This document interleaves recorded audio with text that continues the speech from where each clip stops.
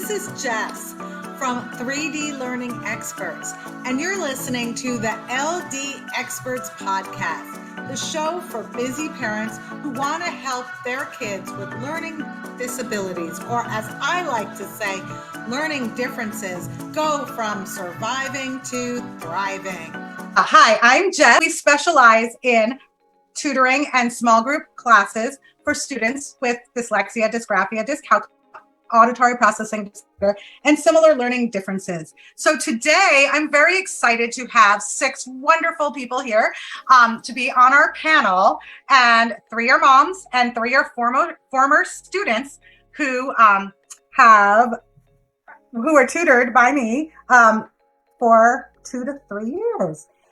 So on the top, we have Layla, who just turned 20 on Friday. Happy birthday, Layla. And her mom, Lisa. And then just below them, we have Izzy and her mom, Caroline. And Izzy, I forget how old you are. Are you 12 or 13? 12. 12. All right. And Joseph and his mom, Sarah, are on the bottom. And they, Joseph is 13, right? 14. 14. He just turned 14. Yeah. Yeah. Joseph turned 14 in April, right? Okay, let me try not to memorize these things. And so Joseph and Sarah are coming to us from Hawaii. I always love to brag about them being in Hawaii, and I really hope to get out and visit them before they leave Hawaii. So I really appreciate the 6 of you coming on today and sharing your experience, strength, and hope with dyslexia and all of the other neurodiversities that often are comorbid with dyslexia. So I'm going to start with some general questions for y'all, and then we'll go into a couple of specific questions. And then if the audience has any questions, feel free to post them on the page or the chat or wherever it is appropriate to do so. And we will ask those questions as well if there is time. So my first question is to anyone who would like to answer, or all of you. What is dyslexia to you? Because so many people misunderstand what dyslexia is. So would any of you like to start off by telling us your definition of dyslexia? Dyslexia, I'd say how I see it is it's kind of people's whose brains are built differently to the average person, I'd say, making it so they see the world in a different way, and subsequently also making it so that things like reading and writing can be difficult because of the certain things in your brain that are different. Yeah. And it really varies from person to person. It's a spectrum for sure. Yeah, because I have 2 children who've had dyslexia, and they were completely different in their presentation of dyslexia. Very true. I have 5 people in my family, and it's very different amongst all of us. Or 5 people with dyslexia in my family. Yeah. All right. Would anyone else like to add anything to that, or should we move on? My definition, I think, is it's hard for people with dyslexia to work or to do school because it gets really distracting and stuff. Great. It's harder and you have to focus more. Yeah.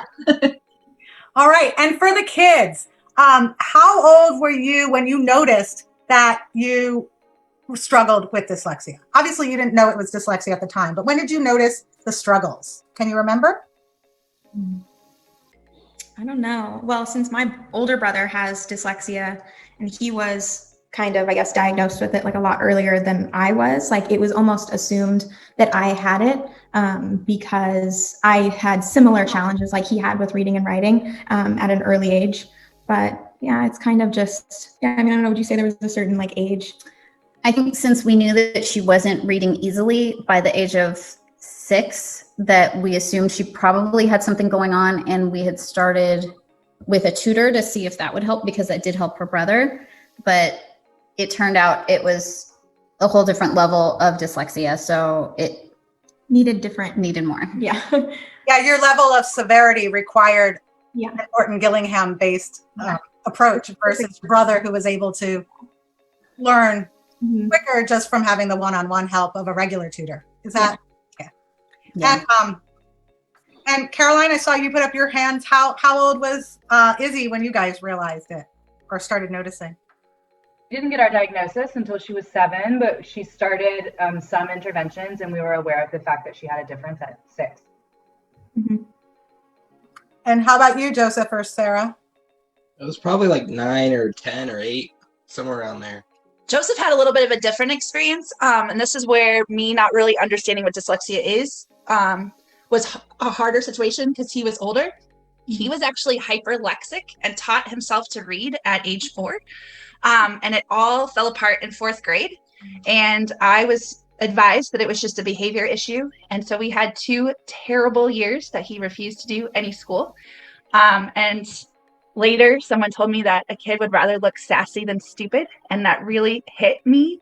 That's why he was acting out behavior-wise, was because it was hard. I didn't understand what it was because he could read, but he actually memorized a ton of words and was able to do that until his 4th grade reading level. And that's when, but there were some things now that I know more. When he was little, he couldn't hear the difference between, he had an OT, and he couldn't hear the difference between her name, Erica, and the word haircut, or alligator and elevator. Wow. Left and right was hard for him, tying shoes. So now that I know what dyslexia is, and looking at his writing samples, like the capital letters and the punctuation and all of that. So what really tipped me off was I watched some YouTube videos from Susan Barton, and she had a video that was how to spot dyslexia with a writing sample. And that was because one of my friends mentioned it, and I was like, no, he doesn't have dyslexia. Like, he's been reading since 4. I didn't even teach him. And actually, he's an excellent reader now. So he just sees more in his spelling and writing and some other things like directions. So I just wish I had known what it was and hadn't assumed behavior for 2 years. Joseph, do you remember what he used to say? He used to say he likes dyslexia because it made his mom nice again. Then we knew what it was. Yeah, it's definitely a lot harder to deal with if you have no idea what you're dealing with. Yeah. Yeah, I remember that with my daughter because I spent years trying to figure out what it was. And it was such a relief when we finally had a label to put on her. So, and that's why I wanted to do this, is because so many people think dyslexia is reversing letters. And do any of you, I didn't write this question, but do any of you have reversal issues? I don't think so. Not Some differentiation issues, B and D. Like, I didn't realize that Joseph always used capital B and Ds. That was to avoid reversing it. Yeah. So he did that. Still does that, to be honest. But now I know why. So whatever.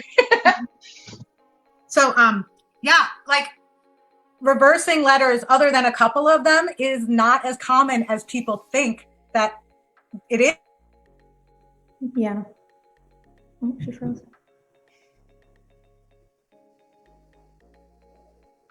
She did freeze. Yeah. Talking about how common it is or not common that letters are backwards or not backwards. I know that my daughter, we're just experiencing her reading, and she's in 3rd grade, and she writes all of her B's, D's, 5s, 7s, 9s, 6s. They're all backwards. Wow. Yeah, I'd say it's definitely something that people think is more of the forefront of it, but there's a lot of other things that are even more common that people don't even think about. Yeah, I reverse certain 7s sometimes. I just forget which way they go. It's just, but So what was some of the benefits of the teachings that Jess had showed you to make it so that, does it still happen? What goes on with that? she has some good tricks for P's and D's and what is it? It's like upwards. Oh, like this is a B, or what is it? And then downwards, pigs go down in the mud or something like that. I don't know, but yeah. Jess just came back. Can you hear us, Jess? I can. Holding up the fork.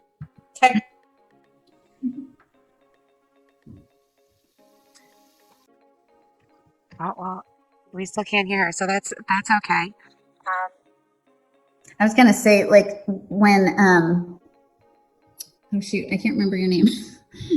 When he was saying that his behavior was he'd rather be sassy than stupid. So Joseph, sorry. my son did that, where he would rather drop his pencil or get off task or just kind of avoid doing things instead of trying to struggle along. That was very common with him, whereas that wasn't necessarily the case with Layla. I think she just, we decided not to tackle the subject like kind of at all together. Until I was like ready for it, because it's a lot, especially if it's really severe or whatever, and you're like a small child, and like it can be very overwhelming. And I think we're the only two here that did unschooling. So we were homeschooling, but also unschooling. So it was completely child-led. So whatever she wanted to tackle and however she wanted to tackle it, we did.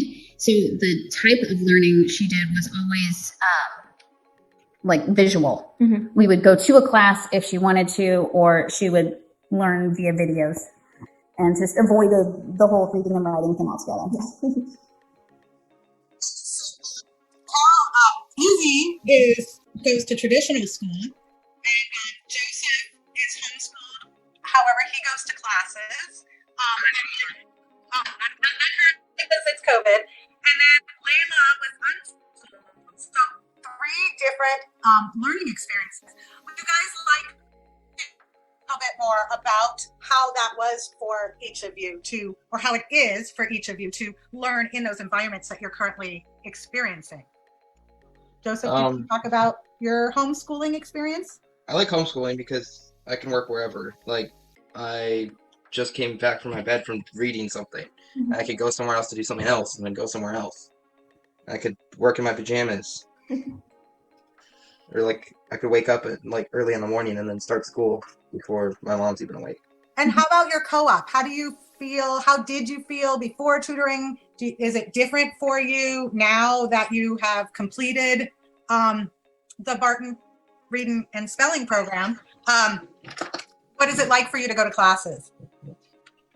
It's, you like to read aloud. Yeah. Yeah, before, when we knew what was going on, I would, talk privately with the teacher beforehand and just ask them not to have him read aloud, and would try to, if there's any books, to do audio. But Joseph now, he's reading above grade level and can read aloud just fine. And he still has some hard times with spelling. So, but it's a lot better. And he uses a program called Grammarly. So just like talking beforehand with different co-op teachers, and then coming up with creative accommodations. Like nowadays, you really don't have to be held back. It's definitely, before though, he couldn't even pick the spell check word. So at least now he can use spell check, right? Yeah. You better be able to. Yeah. I have noticed his spelling is a ton better. So it might not be typical or whatever, but it's functional. And so that's great. And then just to see too, where his, he has a lot of strengths that come with dyslexia too, which I feel like need to be talked about more. But sometimes the homeschool community, I think, sometimes sees that maybe better than some traditional schools. Yeah. And when you would read, when we were doing tutoring, Joseph, what would I have you do? Read slower. Yeah, because he read faster than I could follow along. So he is a very fast reader. Yeah, reading is a really strong area for him. And when year 2, when we came back from summer, Joseph wasn't doing too well focusing or working. We would make it about 30 minutes and then I would lose him. So we came up with the plan to just start doing 30-minute sessions for Joseph. And that turned things around for him, just to reduce it by 20 minutes. He was actually the reason that we now have 30-minute tutoring session options. So thank you, Joseph. All right. And how about you, Izzy? What's it like going to school when it's not COVID and being dyslexic? Like, there are other dyslexic kids in my class, and they have like the school, it's called Learning Lab, I think, and they like miss classes because of it. I'm glad I don't miss classes because of it. You said you don't? I don't. How come you don't get pulled out for the Learning Lab, or? No, because the other thing? Because we work with Lexia learners. Ah, nice.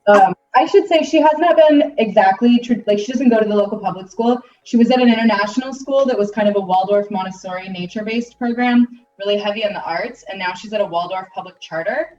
So both of them have amazing extra programs, and they wanted to pull her during those programs that were the moments in her day that were the most enjoyable. And so Lexia learned, like, tutoring with you was what I wanted to do because I didn't want her to miss out on garden or handwork or art.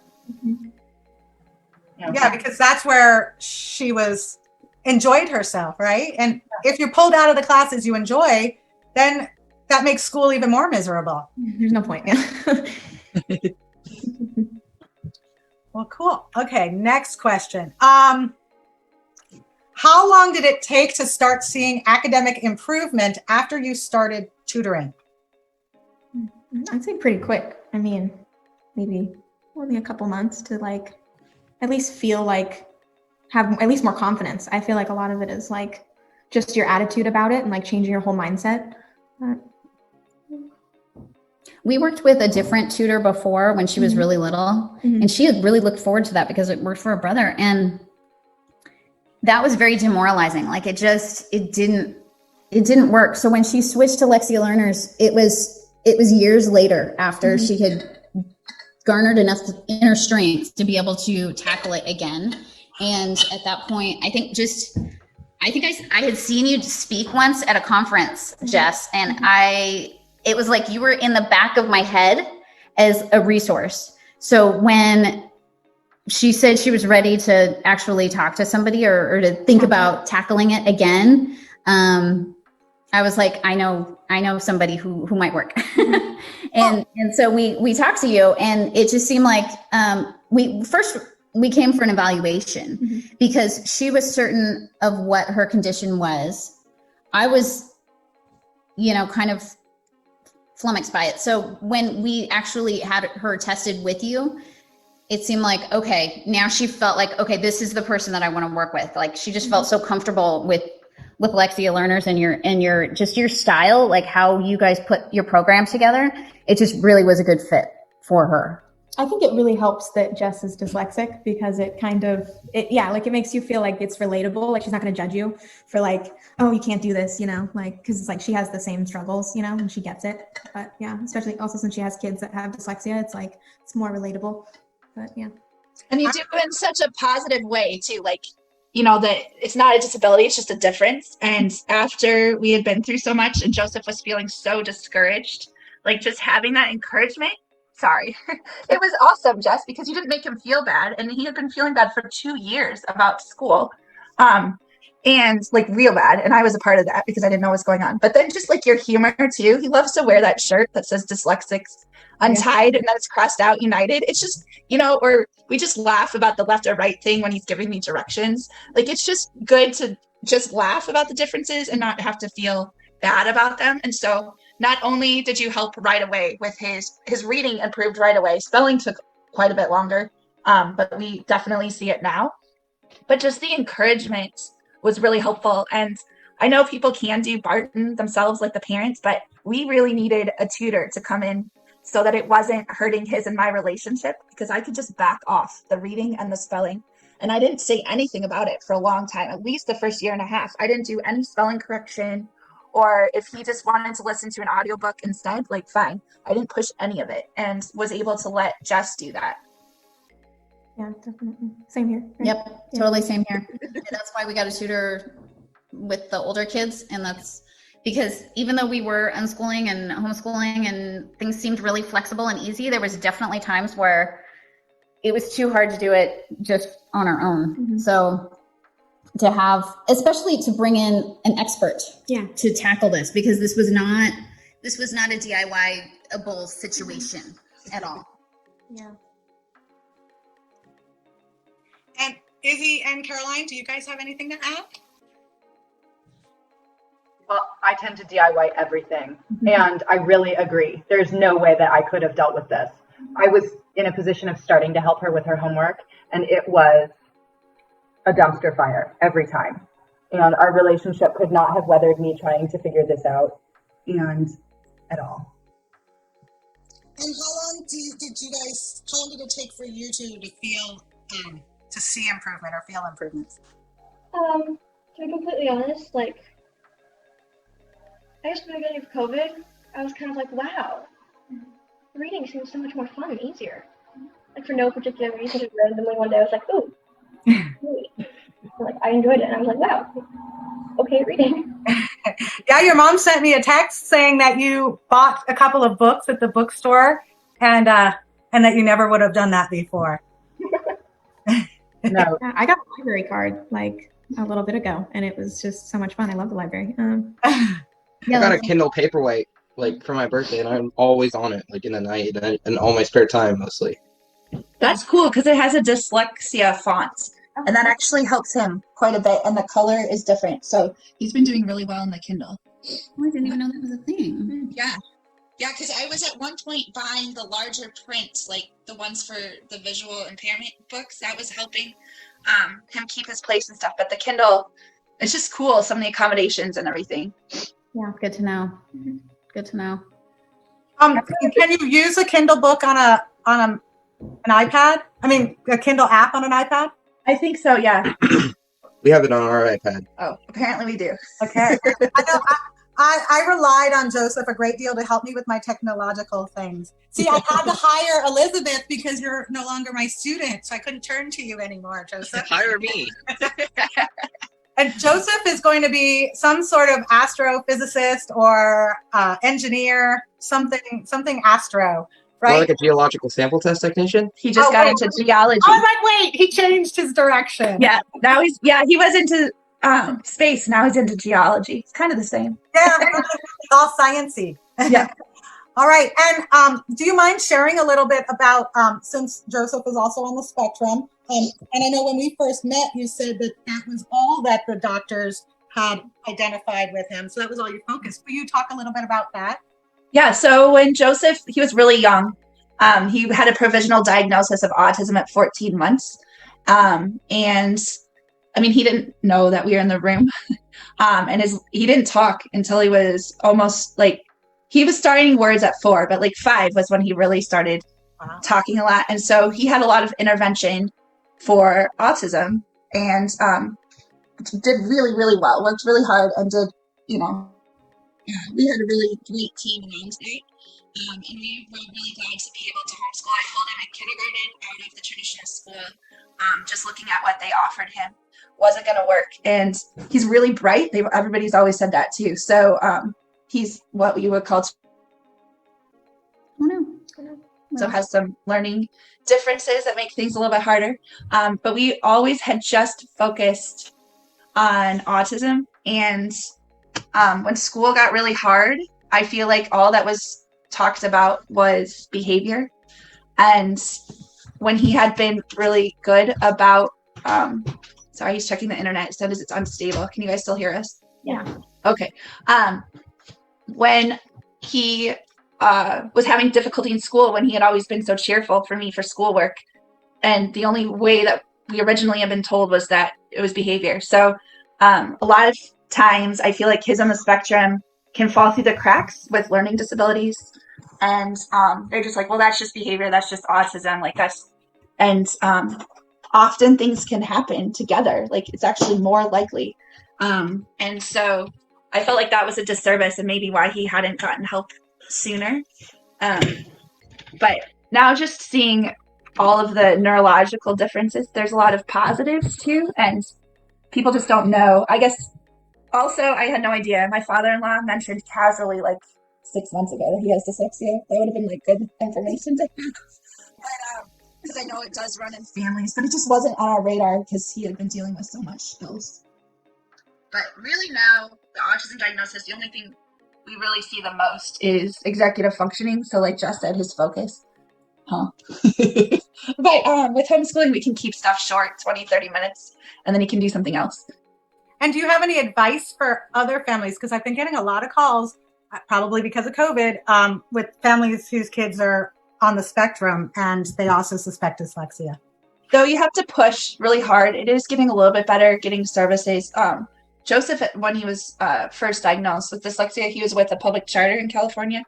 So we were dealing with the school district, and just like it was interesting to me how many services they would throw at autism, and then when you bring up dyslexia, all of a sudden they're super quiet about it.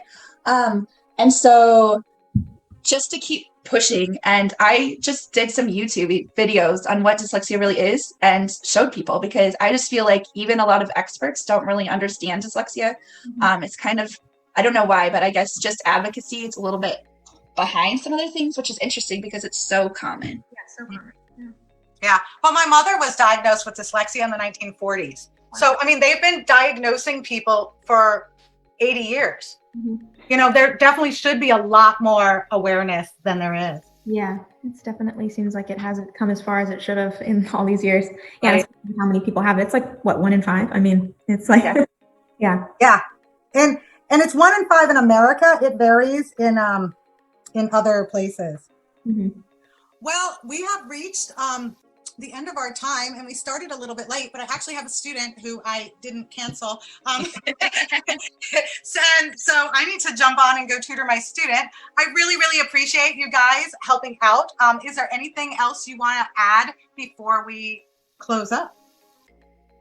I just wanted to say that when Izzy was 7, I just jumped the gun and went to the woman who could diagnose her, a neuropsychologist at UCI, and just spent all the money to have her like emotionally and psychologically and learning disability, like have all the assessment. It was grueling and horrible and expensive. It was so long and so boring. It was phenomenally thorough, but it was some of the best money I ever spent because she gave us a rock solid diagnosis. We were able to rule out any emotional difficulties because of course it happened right after her father and I separated. And, you know, I had suspected emotional difficulties and I had thought she was unwilling to read, honestly. Like, I thought it was behavioral. And I needed somebody with a PhD to explain to me that it was not. And, you know, and all of those accommodations then, had we been in public school, would have been enforceable. And it turned out that the private school was pussycats, and they were like, of course, we'll do everything you need. And so that was great. And that's why she hasn't had, like, big problems in her class as far as differences. But I'm so glad I did that. Yeah, I really wish we had gotten a proper diagnosis way earlier. Yeah. Because I was reluctant to actually spend the money to do the things, because I don't know. I thought it would be much harder, and I thought it would be harder on her. But actually, I think it would have really helped. And I regret the years that we didn't tackle this, because we made our own accommodations in our school. So we didn't necessarily need to. Yeah. But then when she became a teen and she wanted to like text with her friends, and like she had to figure out voice to text, and then she had to like figure out, well, does it actually say what I'm trying to say? And that was intimidating and difficult. And so it kept going, and we waited until she was 17, I think, to actually really do it. And that was 10 years or more of knowing that there was something going on and not actually. Yeah, I'd say people should really go with their intuition with it and like just kind of go through it. It's, you know, but I think it's like dyslexia is like gets seen as like a negative thing. So you're almost like, well, I don't want to like have that. So if I just kind of like push it off, then like, but it's actually like, it's great. Like I love the fact that I'm dyslexic. Like I wouldn't change it. I like telling people, you know, it's not a problem anymore. But, yeah, I think a lot of people are reluctant to label their kid. And you do have to remember, like, each kid obviously is not dyslexia or whatever. But I think kids internalize, like, what's wrong with me? And then you can say, well, your brain is just wired differently. And this is what you have. And lots of other people have it too. And we'll deal with it. And we just got to accommodate. And there's lots of strengths. And there's some difficulties too. But I think it helped. It helped me to relate to him better. And yeah, we're not afraid of the label and the specific tutoring for dyslexia too, because a lot of reading intervention doesn't help kids with dyslexia. Thank you. Yeah. And I actually, tomorrow we are kicking off our monthly, it's going to be called Lexia Learners Lounge, and it's a monthly meeting. It'll be the third Thursday of the month after tomorrow. And it's a time for people kids and adults to come together and talk about dyslexia, talk about their experiences, not be ashamed of what's going on. So I'd like to invite you guys to come tomorrow if you'd like, or if tomorrow doesn't work, next month. Love to have, see you and have you guys be able to be the ambassadors for other people who may not be as far along as you guys are in your journey. So I really appreciate you guys taking the time to jump on this Facebook Live with me and Elizabeth. And I thank you, Elizabeth, for your help as well. And Empowering hearing what everybody said, especially with my daughter. She's only 7, so knowing that tackling it early is an important thing. And I appreciate all of the insight that you all shared today. Thank you so much. thanks, you guys.